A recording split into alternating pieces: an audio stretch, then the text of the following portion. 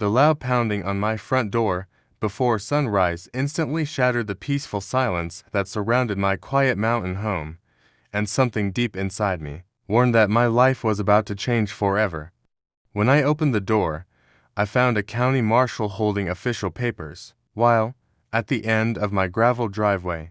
a luxury silver SUV sat parked with my daughter and her husband smiling as if they had already won a battle they believed I could never fight. My name is Nathan Brooks. I am 72 years old, and I spent more than 4 decades working as a structural engineer designing massive bridges across Colorado before retiring to the 10-acre property my late wife and I built with our own hands outside the small town of Evergreen. Every sunrise on that land reminded me of her gentle laugh, the smell of fresh pine trees, and the promise we made to grow old together there, even though fate took her away years before either of us was ready to say goodbye. The marshal lowered his eyes as he handed me a thick envelope filled with legal documents, quietly explaining that he had been ordered to remove me from the property because another party had presented proof of ownership through the county court only days earlier. Before I even looked at the first page, I noticed my son-in-law, Mason Carter, holding his phone toward me with a satisfied grin while my daughter, Emily, stood beside him wearing an expensive designer coat that I had unknowingly helped pay for during countless financial emergencies over the years. Mason laughed loudly enough for the sound to echo through the valley and shouted that I should start packing, because the ranch belonged to his company now, clearly expecting me to lose my temper while he recorded every second for his own entertainment. Instead of arguing, I calmly accepted the paperwork, thanked the marshal for doing his job, and asked one simple question about the ownership records that caused every bit of confidence to disappear from his face almost instantly. As I quietly watched my daughter avoid looking into my eyes, painful memories flooded my mind of the little girl who once begged me to push her on the old wooden swing hanging beneath Argent Oak tree and proudly showed me every drawing she made after school, standing there that cold morning.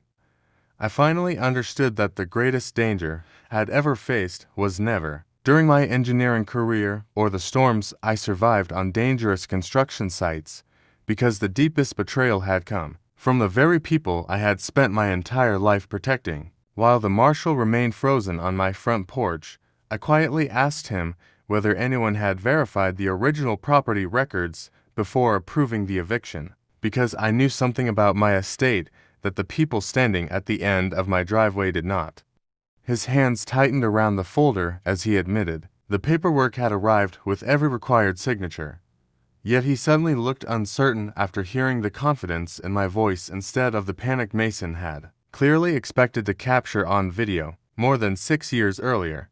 After my wife passed away following a long illness, I had transferred every inch of my property into a carefully structured family preservation trust created by one of the most respected estate attorneys in the state.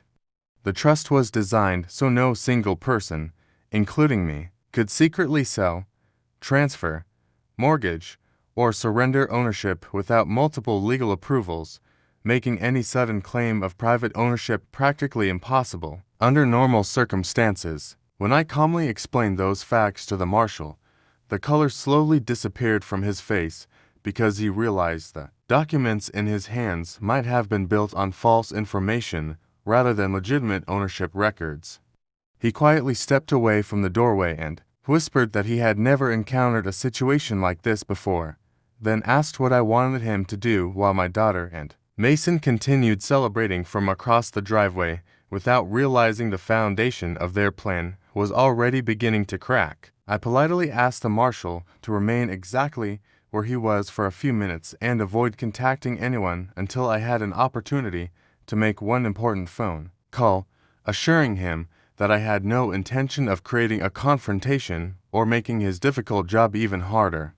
He nodded with obvious relief, and together we stood in complete silence while Mason waved his arms dramatically from beside the SUV, convinced every passing second brought him closer to taking possession of the home he believed he had stolen forever. Watching my daughter smile beside the man she had chosen over her own family forced me to remember the evening when everything truly began, because none of this happened overnight or by accident. For months earlier,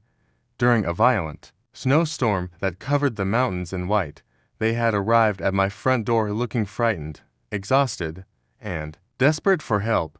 and I welcomed them inside without realizing that their carefully rehearsed performance was the opening act of a betrayal unlike anything I had ever imagined. The wind howled outside that winter night as heavy snow covered the porch, and I hurried to unlock the front door after hearing someone knock with a sense of urgency that immediately filled me with concern. Emily rushed inside with tears running down her face while Mason followed behind carrying a small overnight bag, both of them trembling from the cold and wearing expressions that made them look as though their entire future had fallen apart. I wrapped warm blankets around their shoulders, brewed fresh coffee, and prepared a simple meal while they slowly gathered themselves at my kitchen table, because no matter how old my daughter became, my first instinct was always to protect her whenever she seemed afraid. Mason eventually lowered his head and explained that his construction company had suffered a devastating financial crisis after several major investors unexpectedly pulled out, leaving him with unpaid debts that threatened to destroy everything they had worked to build together. Emily reached across the table and held my hands with surprising strength as she pleaded for help, explaining that every bank they had visited refused to approve another loan without stronger financial backing than they could provide on their own. She reminded me of the promise I had made to her mother many years earlier, asking whether I would really stand by and watch my only child lose her home when I had the ability to prevent it. I immediately offered to use my retirement, savings, and investment accounts to provide enough money for them to recover, believing that a temporary financial setback could be solved without placing anyone else at risk. Mason quickly thanked me but insisted that cash alone would not satisfy the lenders, claiming they only needed temporary control of a valuable family asset so they could demonstrate long-term financial stability until the business recovered. He carefully described what sounded like a harmless legal arrangement that would allow his company to manage certain administrative responsibilities connected to my property without changing true ownership,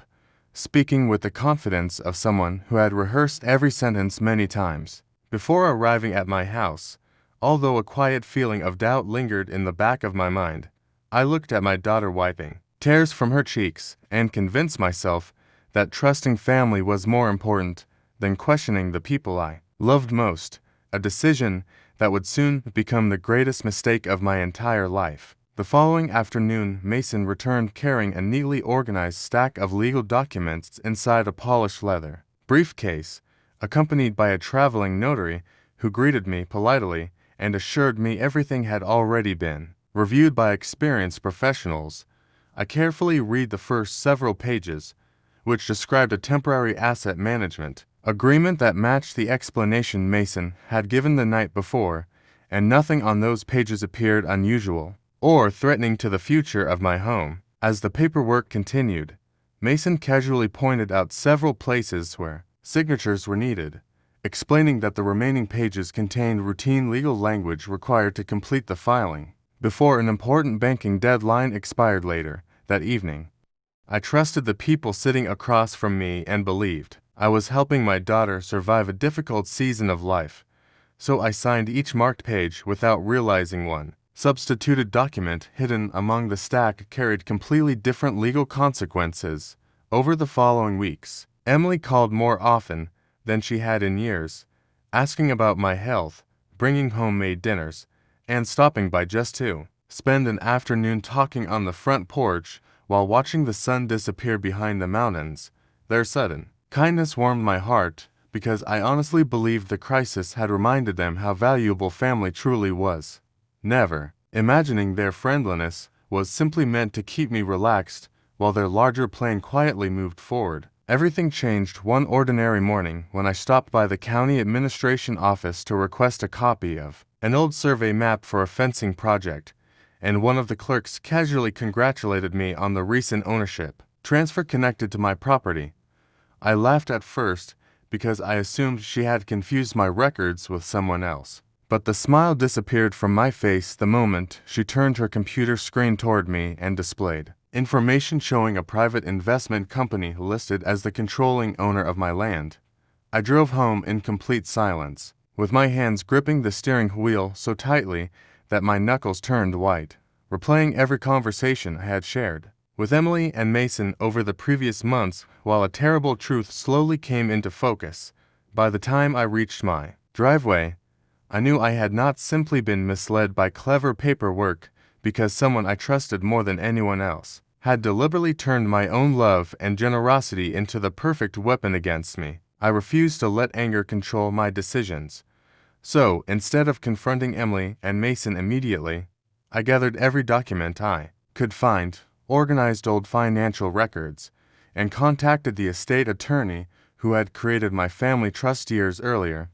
After listening carefully to everything that had happened, he became unusually quiet before telling me to bring every piece of paperwork to his office because he believed we were dealing with something far more serious than a simple property dispute. The moment my attorney finished reviewing the documents, he pointed to several pages that contained altered legal language completely different from the originals we had prepared years before, and he explained that someone had inserted replacement documents into the signing package without my knowledge. He immediately began contacting forensic document specialists and state investigators, assuring me that if fraud had truly taken place, everyone responsible would eventually have to answer for every signature, every false statement, and every dishonest filing. Now, standing beside the county marshal on my front porch, I realized that Mason and Emily had no idea the investigation had already begun several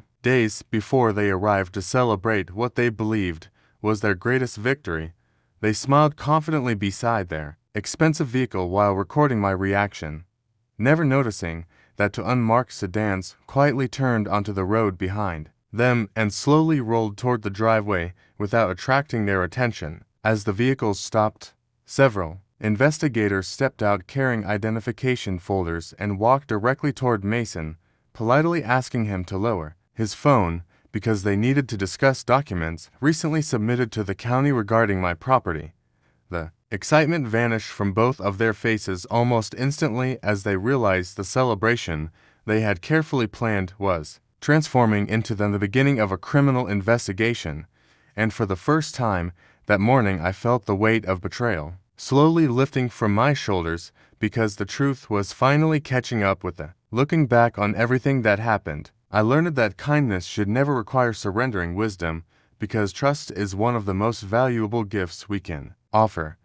Yet it should always be protected with patience, knowledge, and careful judgment even when family is involved. Please subscribe to our channel and share this video with your friends and family.